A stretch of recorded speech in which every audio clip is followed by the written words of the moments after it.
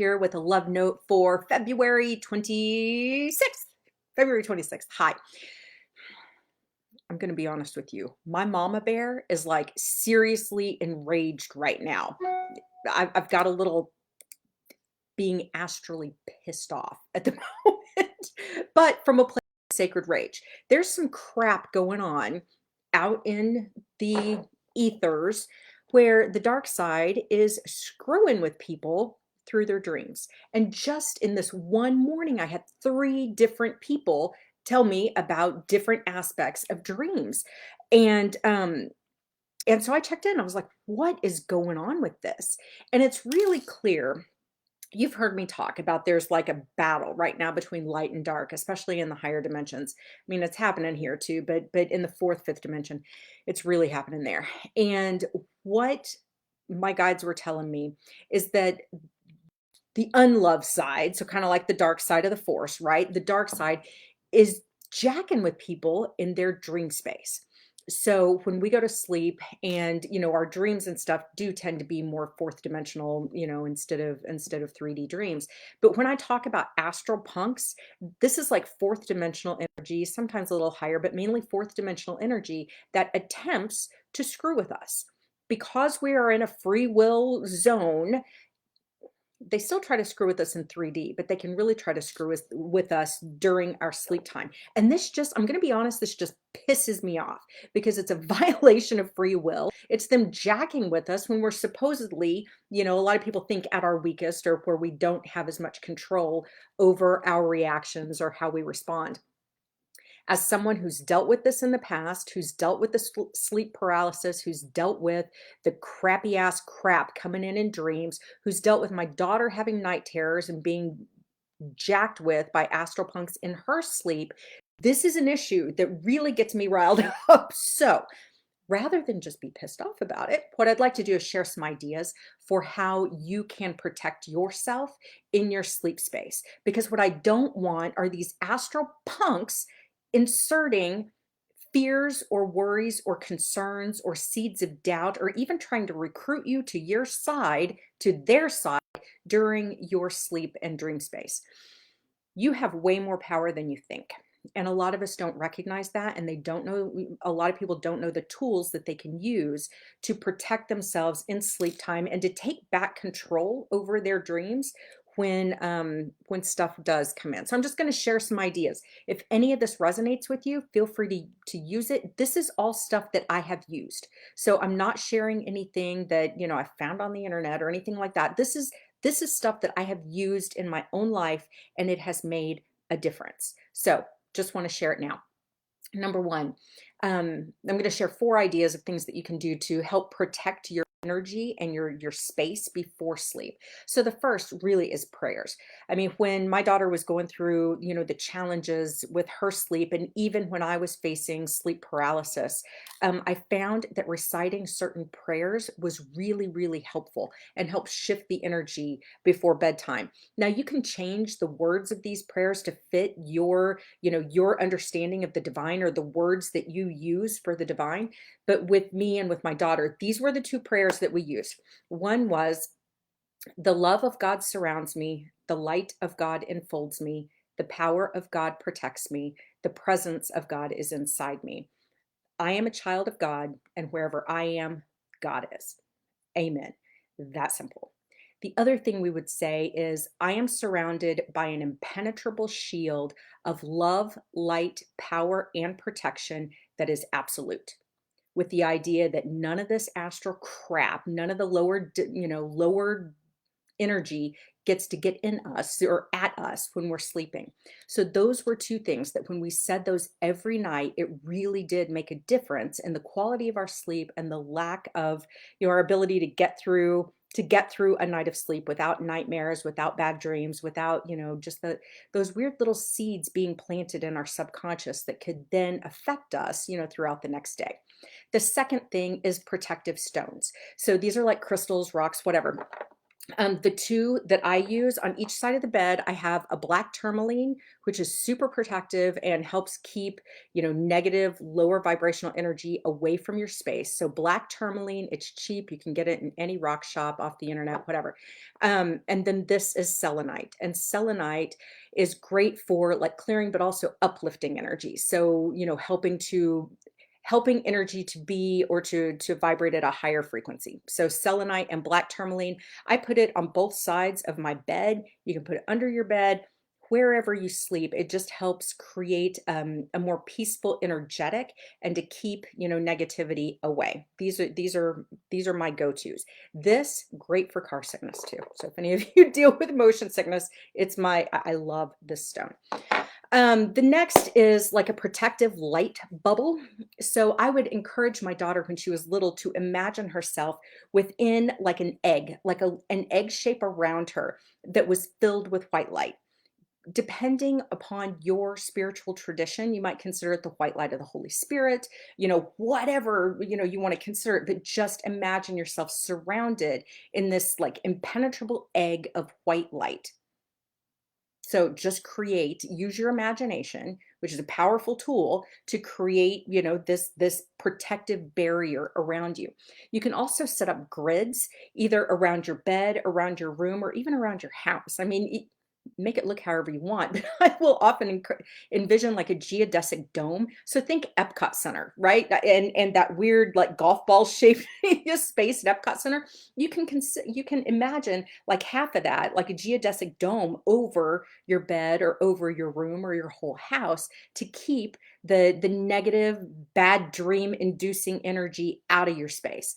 The other thing you can do is call in angels. I mean, for the longest time, this is a statue of Archangel Michael, and this sat under my daughter's bed for years. I mean, like her whole time in junior high, in elementary school and middle school, it sat under her bed to help protect her in her dream space. So you can call in angels, archangels, ascended masters, your guides to provide, ask them, invite them to protect you in your sleep, not just physically, but protect your dream space. So what happens to you energetically within your sleep as well? They're waiting for an invitation. So they want us to call on them for things like protection.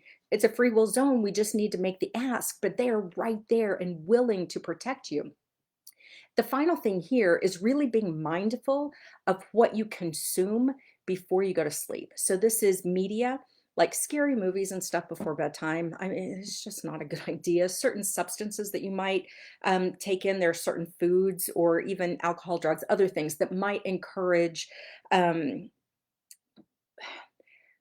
that like open the door to those astral punks being able to get in even during our sleep time. So just be conscious of what you consume. The sleep hygiene actually matters. So, if you're in a cluttered room, stuff like that, that can matter to the quality of your sleep too. So just be aware of your surroundings, be careful with what you consume. And this includes the negative energy of other people. So if there are some people that are just really negative in your life and you're probably absorbing some of that energy, just be mindful of that. And before you go to sleep, you might want to clear your energy. If I've been in a situation like that, I'll grab, I don't have any big pieces right now, but I'll grab sage, and just, smudge myself, use sage before I go to bed, just to like clear my space and help my energy feel better. Hey, Liz, I see you're here. It's good to see you. The other thing you can do in a more so those are all like protective ideas, and there's a lot more out there. These are just the ones that I use. There's also proactive things that you can do as well, like when you're in in a dream or in a sleep paralysis state and you need, you want some assistance, you want to be able to take back control. Number one, you can recite like a protective mantra. Okay. I remember the last time I had like a bad, it was just, I was being attacked in my dream. I just was. And I remember it was like I was being kidnapped and forced into the back of a taxi cab, and all this negative crap was around me. And I remember saying out loud in my dream, the power of God protects me. The power of God protects me. The power of God protects me. I said it 3 times. I took control over that space in my dream, and poof, the dream was over. And I woke up And I woke up actually feeling safe and protected instead of scared and freaked out and riddled with anxiety. So when you can remember that even in a dream space, you have power, that you can direct and control certain things, that is super super helpful. Number 2, and this is something that I help my daughter learn how to do, but like literally imagining like the sun, like the brightness and power and just all that huge sun energy glowing from her like solar plexus area, so like from her stomach area. When I was trying, how do you help a 6-year-old take control of their dreams, right? Except through invoke their imagination. So when bad things would happen in her dreams, I asked her to imagine the power of the sun shining out from her stomach. And that's ultimately us remembering our own inner power and our connection with the light. So just shine as bright as possible. I've used this, in dream space, but other spaces too. And it can be really, really helpful. The third thing is to really claim your sovereignty. You are a sovereign being. These astral assholes who are jacking with you do not get to overpower or overtake your spiritual and even physical sovereignty. You get to have control over what happens in your body and in your mind and in your spiritual space. So claim it. And if stuff is happening and you want out, tell the suckers to get the hell out. And you might have to be forceful and they might resist. So you might have to do all of these things depending on what's going on in the dream. But these are all ideas. Remember, you are sovereign. The minute you forget your own sovereignty and your own power, you give your power to them. You give your power to whatever unlove force might be trying to jack with you. So claim your sovereignty, tell them to get the hell out. And, if they don't, or even if you don't get there, call in help from the higher dimensions. Call on whoever you trust and turn to, whether it's God, whether it's Jesus, whether it's whomever, dragons, unicorns, I don't care, whoever it is that you feel safe and protected by, call them in and ask them to protect you in this space and to kick the suckers out. You can do that. They're waiting for your invitation. So feel free to call on help from the higher realms. And finally, and this is one that's kind of hard for some people to remember, but remember that love is way more powerful than any of the lower energy, dark astral crap that they might be trying to throw at you in your dreams. Love is more powerful than any of that. So when you can remember the power of your own heart and the power of your love, number one, heck, if you can turn them to love, awesome. Maybe you have an opportunity to use your love as a transmutating force to turn this darkness into something else. If that's the case, hallelujah. Oftentimes, when your love is so strong and so overpowering, it feels horrible to those that don't resonate with love. And they don't want to stick around, especially if they recognize that the power of your love is so much more powerful than they are. They're going to beat it. So, remembering that your love is super powerful and it can just light the hell right out of the little suckers that are trying to mess with you. You can tell I'm fired up on this one.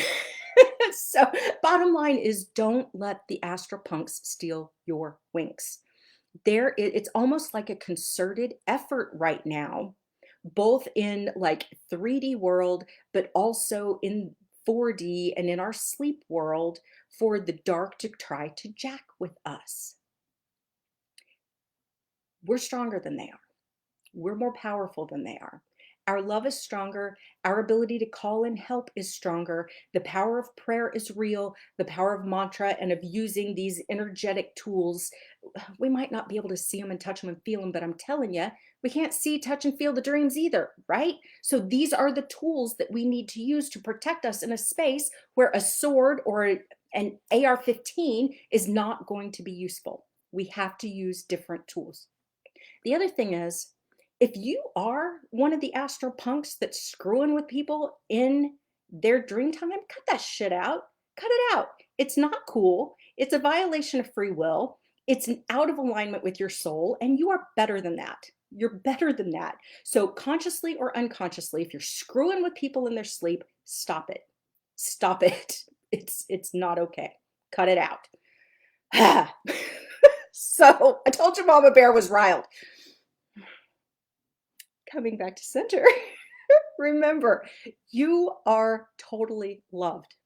You are loved in the middle of a nightmare. You are loved in the middle of a bad dream. You are loved even when punks might be trying to jack with you in your sleep. You are loved all the time. Your love for yourself and for others is incredibly powerful, more powerful than anything these others can throw at you in your sleep or even in the external world. You are loved so much that your guides, the angels, archangels, ascended masters, beings of light are available all the time to help support and protect you and to help solidify and, safeguard your space from those that might try to jack with you. If you are holding high amounts of light, and if you're still watching this video, you are holding high amounts of light, or you would have bugged out a long time ago. If you're holding high amounts of light, there's a special push right now for the dark to, it's like moths to a flame, to come and jack with you. And when you're aware in your sleep and use your protective elements, or aware in your awake time and use your protective elements, they don't have as much success. So that's why I think there's an increased effort to go after people in their sleep. So if you are holding lots of light, a light worker, you know that you're committed to love and committed to this journey to a more fifth dimensional way of being, a higher level of consciousness, they're likely going to jack with you. And this is one of the reasons energetic protection is so incredibly important right now, both in our waking hours and also in our sleeping hours. So please, please, please honor and love yourself enough to call in the help that you need. It's always there for you, but to also do some of the things that I recommended, in terms of protecting your own energy in your sleep. If you have other thoughts or ideas, please, please, please share them. I can learn from you, and I would so appreciate that. And I know that other people can learn from anything we put out there to share, how to protect ourselves in our sleep. If you don't have a darn clue about energetic protection or about energy, what energetic protection is, what do you mean battle between light and dark and 3D and 5D? If you are a novice to this entire conversation, please drop me an emoji below and let's talk. I can share. I can share. I want you to be protected, and I've got all kinds of resources that can help with that. So if you're clueless to any of this, please let me know and I will share what I know. I love y'all. Have a wonderful day, and I will see you tomorrow.